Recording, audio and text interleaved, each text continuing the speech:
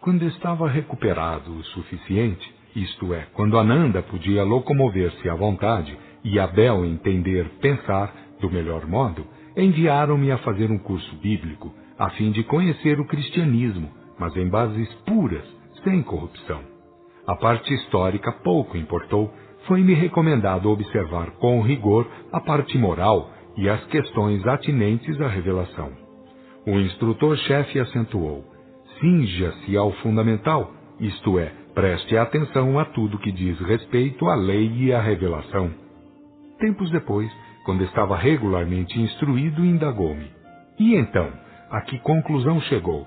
Não quero que me repita as lições assim como foram ministradas, quero o seu pensamento. Desejo de si o extrato das observações e a sua mais franca opinião pessoal. Por essa altura, eu já havia aprendido bastante sobre a importância da simplicidade e dos respeitos devidos àquelas amizades puras, sem falar no carinho com que se encaram, nas zonas felizes, os problemas da autoridade.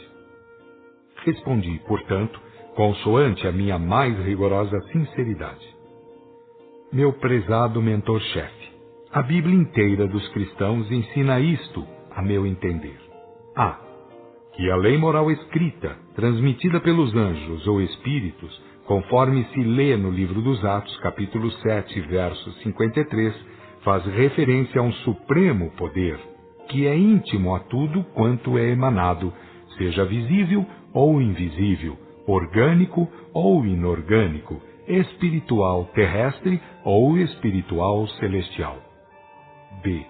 Que o ser humano, por ser inteligente, encerra o poder de acionar a esse supremo poder através de suas obras, sendo integral responsável pelo que vier a colher, seja onde for e em qualquer tempo ou local. Muito bem, está inteiramente certo no que concerne à lei. Diga-me agora o que aprendeu sobre a revelação. Sobre a revelação, bondoso mentor, digo isto: A. Que jamais faltou em tempos quaisquer, pois o Gênesis, em seu profundo simbolismo, reporta-se aos primórdios da raça humana relativamente consciente. B. Que através dela foram vindas todas as instruções necessárias à humanidade. C. Que Jesus veio ao mundo para sobre ela edificar sua igreja. Fim da minha exposição, fiquei à mercê de sua palavra. Ele, entretanto, volveu a perguntar: e onde está a semelhante igreja? Sei, bondoso mentor, que está restaurada no mundo. Tudo se passou conforme as palavras de Jesus, o seu edificador. Portanto, assim como foi corrompida pelos homens, assim foi restaurada em tempo pelo céu. Isto é, o céu enviou à terra os missionários da restauração, e consoante as lições recebidas, um longo trabalho preparativo houve de mister antes que se desse a eclosão mediúnica, que, para ficar bem expresso, valeu por um Pentecostes de amplidão quase geral. Creio mesmo, pelo que dizem aqueles que vão à terra, em função de assistência e de revelação, que em face da intensidade com que se espalha no seio dos mais diferentes povos, sua característica é de ordem geral, é toda a carne, conforme a profecia antiga, aquela feita através de Joel, capítulo 2, verso 28 e 29. Está na vereda certa, afirmou ele.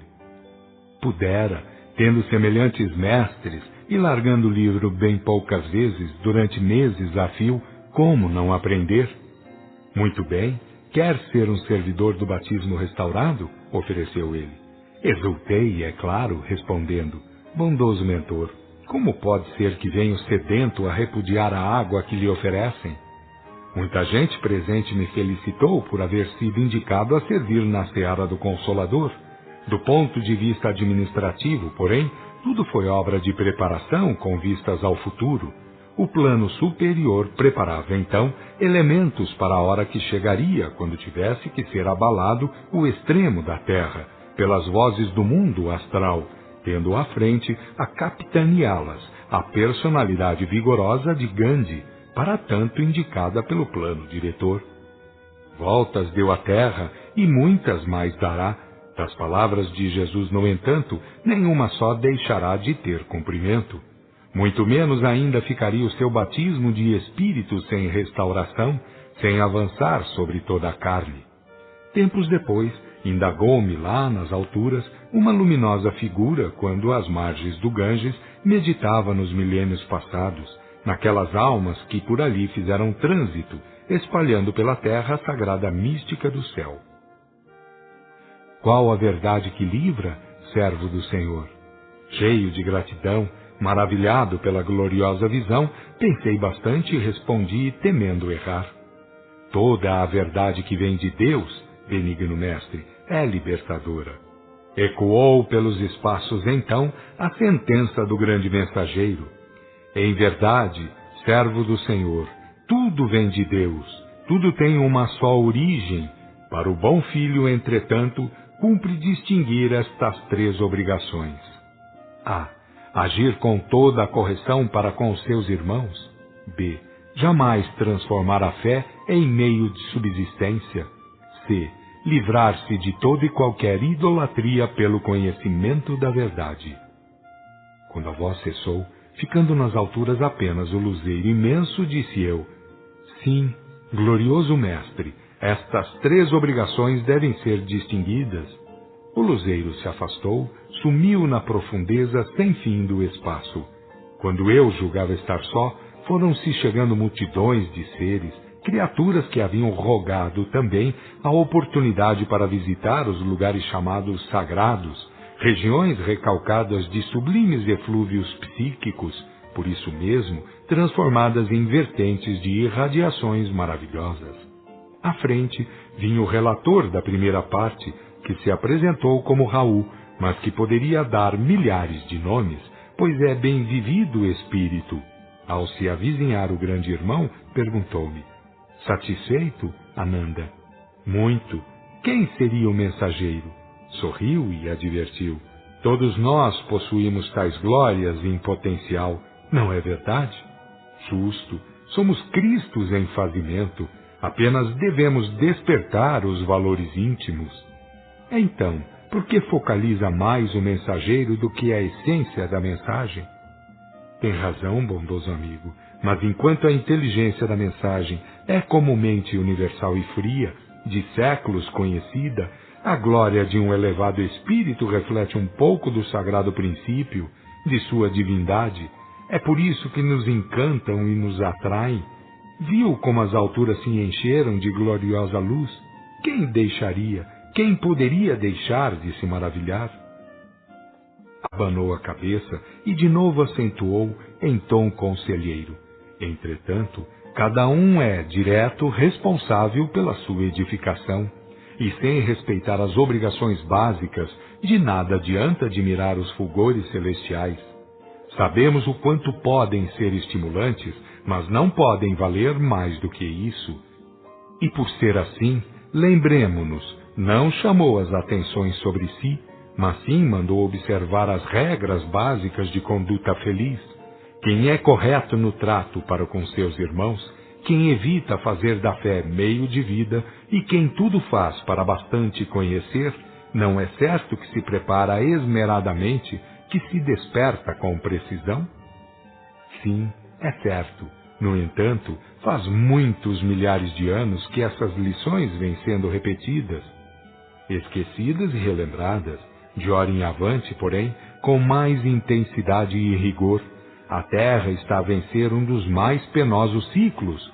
Tudo será abalado, por bem ou por mal, por ter soado a grande hora cíclico-histórica.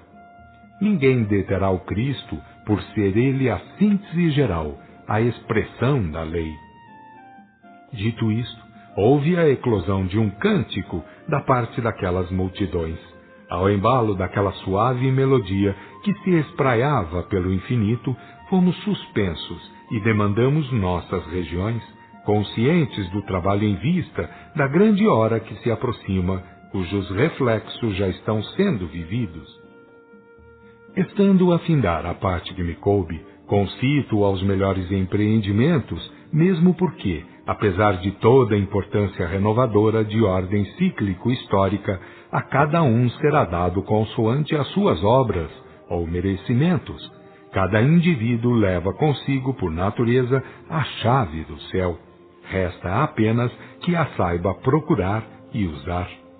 Eu, que fui rei nos abismos da subcrosta, que tantos erros cometi, que passei tempos sem contas nas garras de tremendas provas, não vim merecer o direito de vos falar? E isto não é absolutamente significativo? E terei feito algum prodígio, ou apelado para algum milagre? Ou seria o efeito de alguma possível ingerência misteriosa? Não. Fiz apenas o seguinte: usei na prática aquelas 3 regras básicas, a chave do céu, como a chamamos por aqui, onde, lembrem-se, não é outra a lei que vige a conduta dos indivíduos e das infindas comunidades.